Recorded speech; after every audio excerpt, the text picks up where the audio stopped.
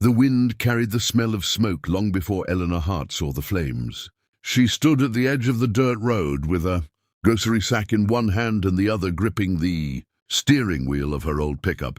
The sky above the valley had turned an ugly orange, the kind that didn't belong to sunsets. It belonged to fire. Her ranch sat 3 miles beyond the bend.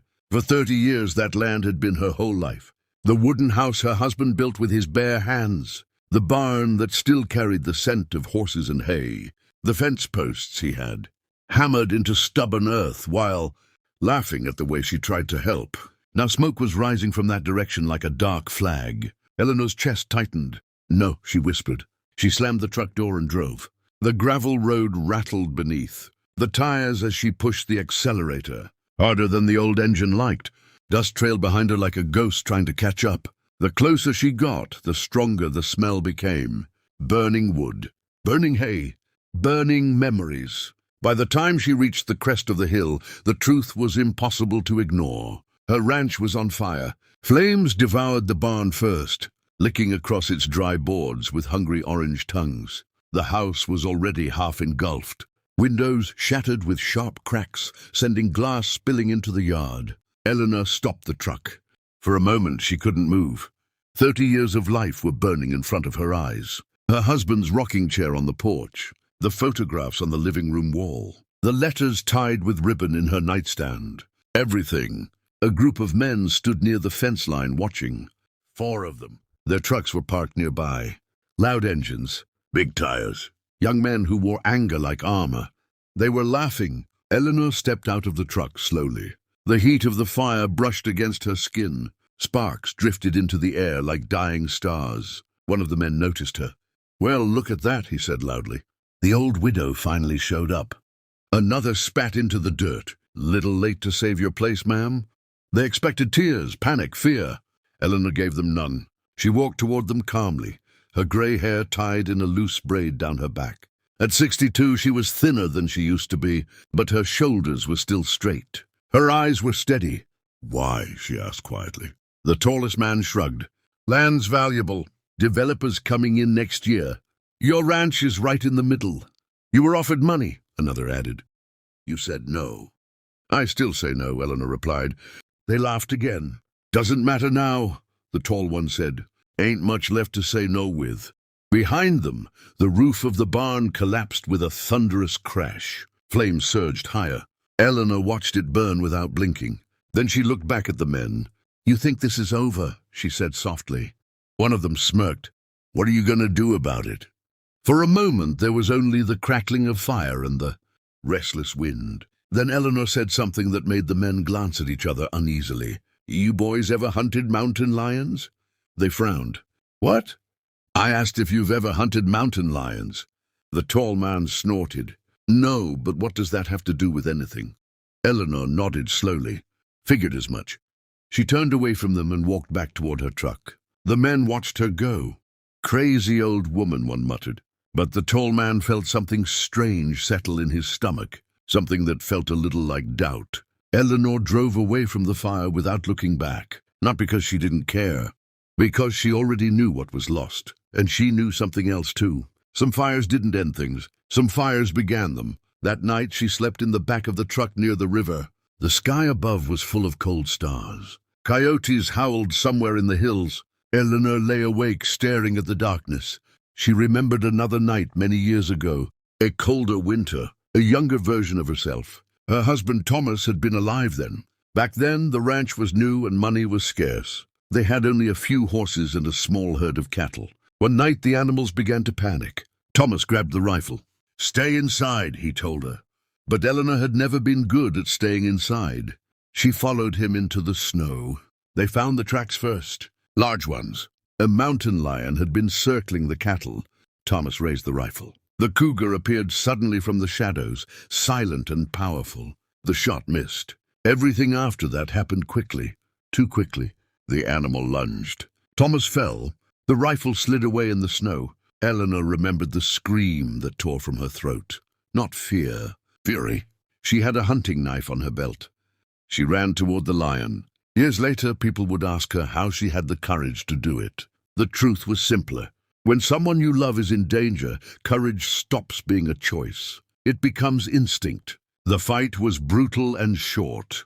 Snow turned red. When it was over, the cougar lay still. Thomas survived, though the scars never faded. Neither did the story. People around the valley talked about it for years. The woman who killed a mountain lion with a knife. Eleanor never liked the attention. To her, it had never been a legend, just survival. But time moved on. Thomas died 12 years ago. The ranch grew quiet, and the valley changed. New investors came, developers, men with money who saw the land as opportunity instead of home. They made offers. Eleanor refused everyone. The ranch was not for sale. Now it was ashes. Morning came with pale light over the hills. Eleanor brewed coffee on a small camp stove beside the truck. Her movements were slow but steady. When she finished drinking, she stood and looked toward the valley. The smoke from the ranch still drifted into the sky. She drove back. The place looked worse in daylight. Blackened beams jutted from the ground like broken bones. The barn was gone entirely. The house had collapsed inward. 4 trucks were parked nearby. The same men had returned. They were standing near the ruins, talking loudly, probably checking that the job was finished. When Eleanor stepped out of the truck, the tall one noticed her again. "Well, look who's back." Another laughed. "Come to cry over the ashes."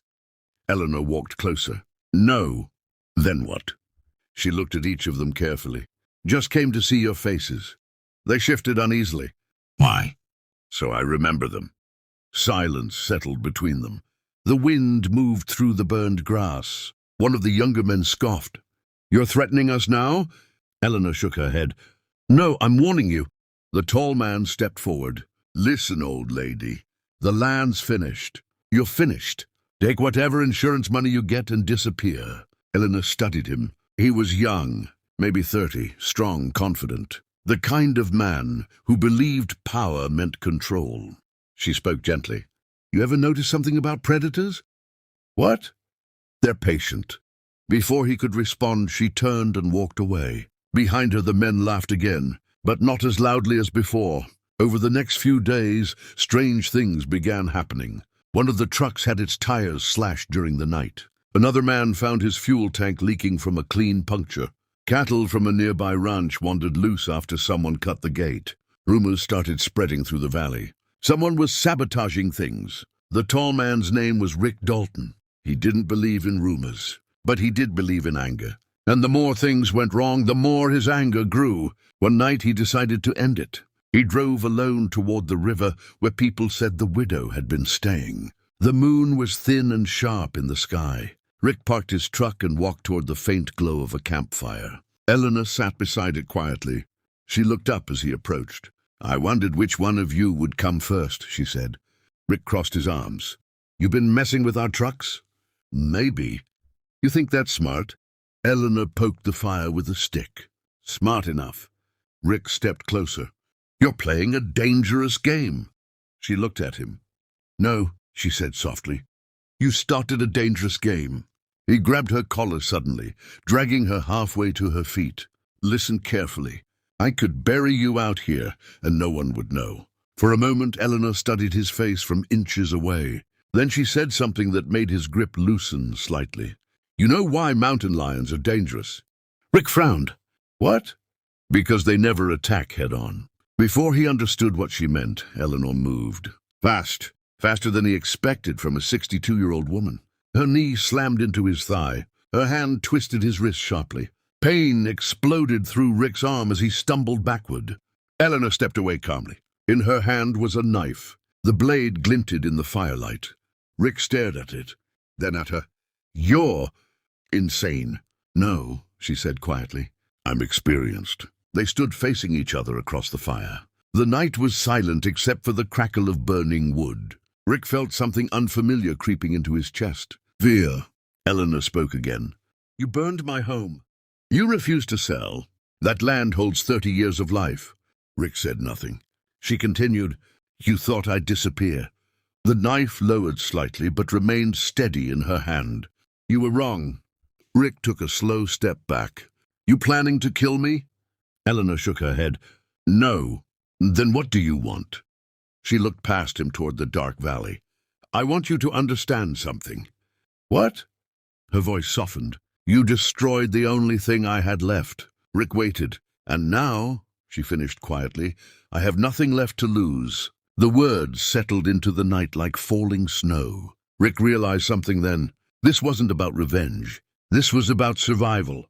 And the widow in front of him had survived things far worse than a group of greedy men. He slowly raised his hands. "What do you want us to do?" Eleanor studied him carefully. "Leave." "That's it?" "Yes." "And if we don't?" The knife caught another flicker of firelight. "Then you'll learn why people used to tell stories about me." Rick stared at her for a long moment. Then he turned and walked back to his truck. 3 days later, the men left the valley. Their trucks disappeared down the highway without explanation. Developers lost interest when the land deal collapsed. The ranch remained quiet. Months passed. Winter melted into spring. One morning, a small construction crew arrived near the old foundation. Eleanor stood watching as new beams were raised into the sky. A young worker approached her. "You really want to rebuild everything the same way?" She looked across the land where green grass was returning. "Yes." "Why?" Eleanor smiled faintly. "Because ashes are just another kind of soil." The wind moved gently through the valley, and for the first time since the fire, Eleanor Hart felt something warm settle in her chest. Not anger, not grief. Hope, the kind that grows slowly, like roots pushing through burned earth. And somewhere deep in the hills, a mountain lion watched the valley in silence. But it did not come closer. Some predators recognize strength when they see it.